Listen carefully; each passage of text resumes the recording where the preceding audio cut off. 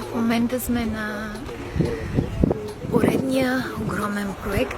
Никога до сега в моята кариера не съм снимала нещо подобно. Снимаме трета и четвърта серия на...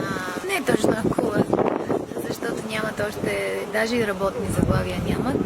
Да, Акула и Тръгвай си бяха наистина много така...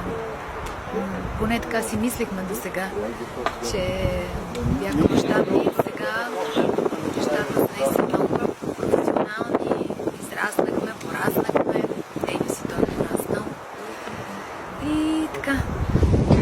И слез от колата, така се едно искаш да се движиш цялата сила на края. Концентрирай се и само действаш.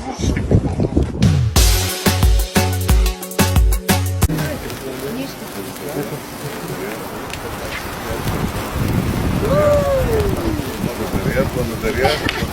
Да, по принцип те са с експлозиви, защото искам екшен от тях. Нищо няма да гърби. Нищо.